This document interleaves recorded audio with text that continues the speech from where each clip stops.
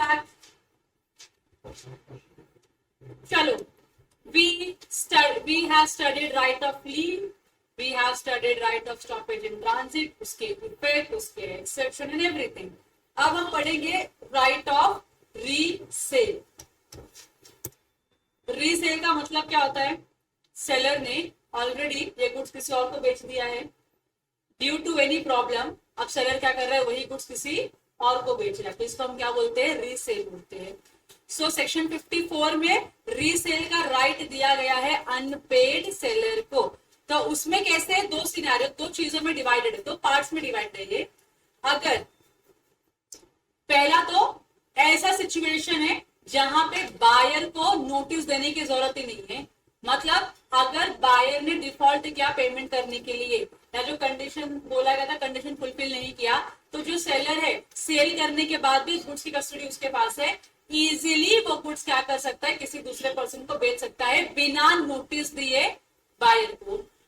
लेकिन फिर there are certain situation जहां पे आपको रीसेल करने के पहले एक बार बायर को बताना पड़ेगा कि देख तूने अगर कंडीशन सेटिस्फाई नहीं किया ना, मैं क्या करूंगा? ये गुड्स किसी और को बेच दूंगा, या तूने ये काम नहीं किया या पेमेंट नहीं किया तो मैं ये गुड्स किसी और को बेच दूंगा। तो ये सिनेरियोज है। तो सिनेरियो जहां पे आप डायरेक्ट सेल कर सकते हो, और सिनेरियो जहां पे आपको क्या करना पड़ेगा? अदर सिनेरियो जहां पे आपको ये करना पड़ेगा कि आपको पहले बायर का अप्रूवल लेना पड़ेगा, बायर को नोटिस देना पड़ेगा, इंटीमेट करना पड़ेगा, अपना इंटेंशन बताना होगा रीसेल का, उसके बाद ही आप क्या करोगे? गुड्स को रीसेल करोगे। क्लियर है? तो पहला ये वाला जहां पे अनपेड सेलर के पास डायरेक्ट राइट है रीसेल करने का। तो सबसे सिंपल तो चीज है कि अगर गुड्स क्या है? पेरिशेबल है, गुड्स पेरिशेबल है, मैंने तुम्हारे लिए गुड्स साइड में निकाल के रखा है, ओनरशिप गई तुम्हारे पास, तुमने पैसे नहीं दिए, तुमने बोला मैं कल आऊंगा पैसे दूंगा गुड्स लेके चला जाऊंगा, तो मैंने गुड्स को साइड में निकाल के रखा हुआ है, तुम कल तक आए नहीं और गुड्स पेरिशेबल नेचर का है, अगर मैं उसको और एक दिन रखूंगी तो गुड्स डिस्ट्रॉय हो जाएगा, तो मेरे को लॉस हो जाएगा। तो मैंने क्या किया? ये गुड्स उठाया और किसी थर्ड पार्टी को बेच दिया, ताकि गुड्स खराब भी ना हो और उसके पहले मेरे पैसे रिकवर कर लूं। तो क्या ये सेल वैलिड होगा? Yes. So where the goods are of perishable nature, जो सेलर है बिना बायर को पूछे उस गुड्स को रीसेल कर सकता है। पहला पॉइंट क्लियर है। दूसरा, where the unpaid seller has expressly reserved his right of resale, उसने बोला भाई देख अगर तूने कंडीशन सेटिस्फाई नहीं किया मैं बिना तुझको पूछे ना ये गुड्स बेच देगा, तो आपने रिजर्व कर लिया ये राइट को। बायर को पता है कि सेलर ने ऐसे कुछ राइट को रिजर्व करके रखा हुआ है, तो बायर ने अगर कोई डिफॉल्ट किया है तो सेलर डायरेक्टली बिना बायर के अप्रूवल के, बिना बायर को इंटीमेट किए इस गुड्स को रीसेल कर सकता है। दो सिनेरियो, पहला गुड्स पेरिशेबल नेचर का होगा तो आपको बायर को इंटीमेट करने की जरूरत नहीं।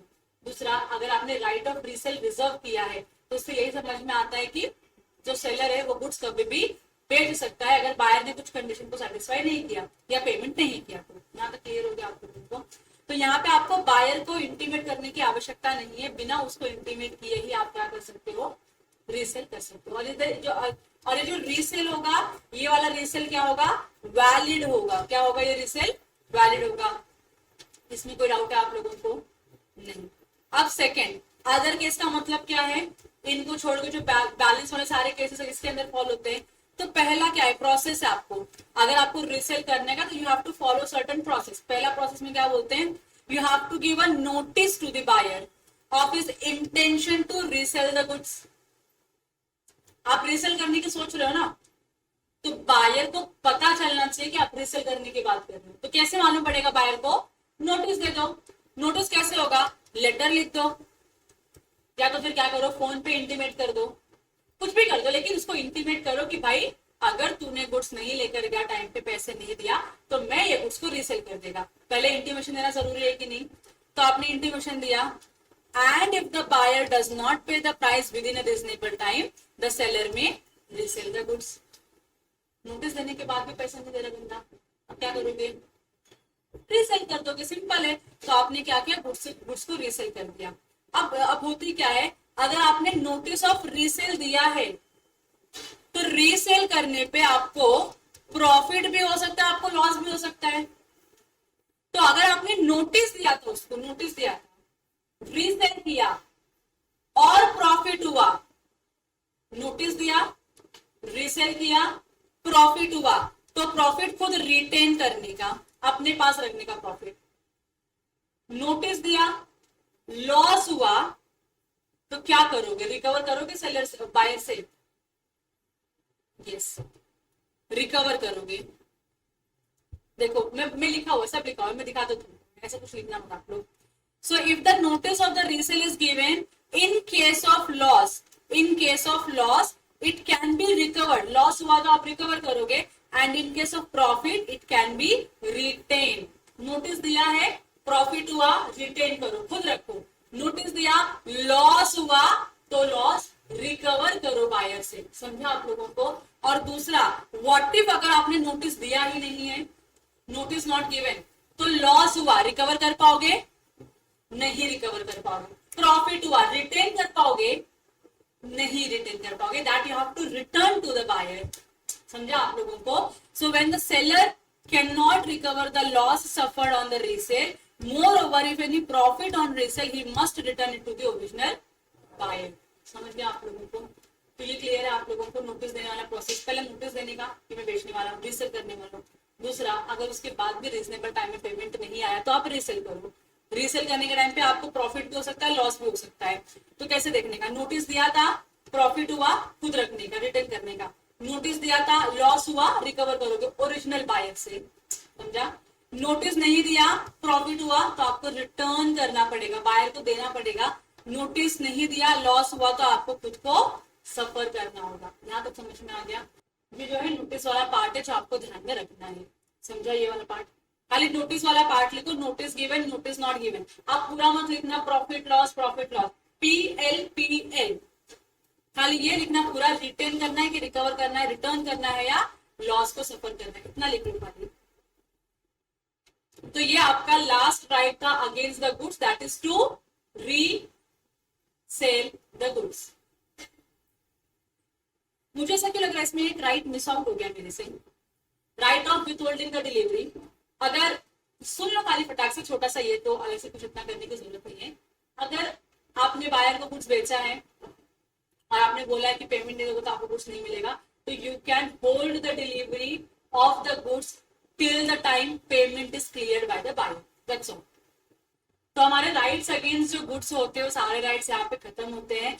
अब इसके आगे जो राइट है वो है अगेंस्ट द बायर, कि अगर बायर ने पैसे नहीं दिया है तो सेलर के पास, अनपेड सेलर के पास बायर के अगेंस्ट में क्या राइट्स मिलते हैं वो यहाँ पे लिखा है। तो सेक्शन 55 बोलता है फाइल कर दो case for recovery of the price. बराबर, सिंपल है ना?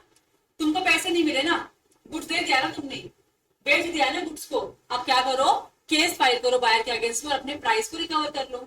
सो where the buyer takes the ownership as well as the possession, buyer के पास ओनरशिप भी गई, बायर के पास पोजेशन भी गया है, और buyer fails to pay the price, the seller can file a suit against the buyer for the recovery of the price। पहला पॉइंट क्लियर है? सेक्शन 56 बोलता है अगर आपको कुछ डैमेजेस हुआ है, लॉस हुआ है बायर की वजह से, तो आप क्या करोगे, रिकवर करोगे। So where the seller is ready and willing to deliver the goods to the buyer, but buyer wrongfully neglect or refuses to accept the goods and pay for them। Buyer के पास कोई valid reason नहीं, लेकिन फिर भी वो क्या कर रहा है, गुड्स को एक्सेप्ट नहीं कर रहा है या पेमेंट करने के लिए रिफ्यूज कर रहा है, तो सेलर क्या करेगा, लीगल एक्शन लेकर आएगा और रिकवरी करेगा डैमेजेस की। नॉन एक्सेप्टेंस ऑफ गुड्स की वजह से जो भी लॉस हुआ है सेलर को, सेलर क्या करेगा, वो रिकवर करेगा बायर से। क्लियर है? Second section 56। तीसरा है repudiation of contract before the due date. जब आप कॉन्ट्रैक्ट को ड्यू डेट के पहले रेप्यूडिएट करना चाहते हो या कैंसिल करना चाहते हो, तो ये कौन से टाइप का ब्रिज माना जाता है, एंटिसिपेटरी ब्रिज। बराबर कि नहीं? So where the buyer repudiates the contract before the delivery of the goods, buyer ने रेप्यूडिएट किया कॉन्ट्रैक्ट को, एंटिसिपेटरी ब्रिज कमिट किया बायर ने, तो क्या सेलर बायर के अगेंस्ट केस कर सकता है? यस और नो? हाँ।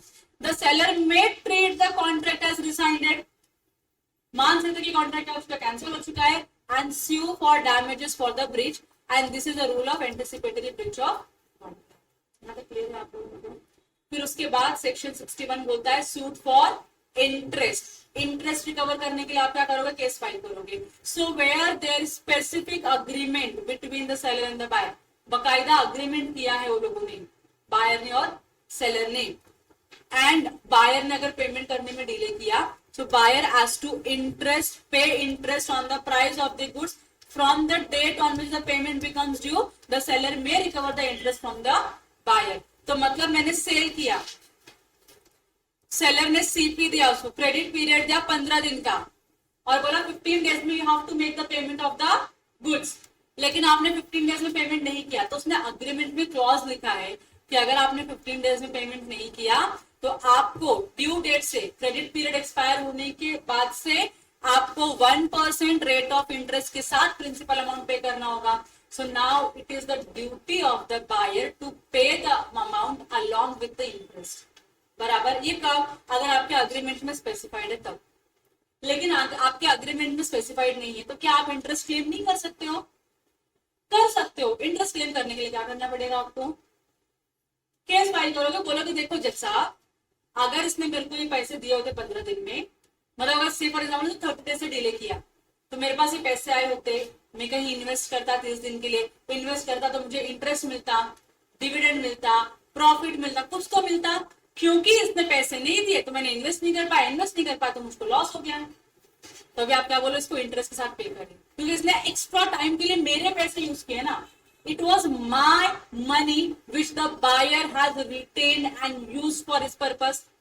तो उसके लिए मुझको क्या चाहिए, इंटरेस्ट चाहिए. तो इसको हम लोन की तरह ट्रीट कर सकते हैं कि अगर मैंने लोन दिया होता तो मैं इंटरेस्ट देता उसके ऊपर. आपने अननेसेसरी डिले किया मेरे पेमेंट को, आपने पैसे मेरे यूज किए, तो अभी आपको उसको विद इंटरेस्ट रिटर्न करना पड़ेगा. और फिर रेट ऑफ इंटरेस्ट क्या होगा, जो कोर्ट बोलेगा वो. Simple. So in the absence of any contract the court may award interest to the seller in a suit by him at a rate as it think fit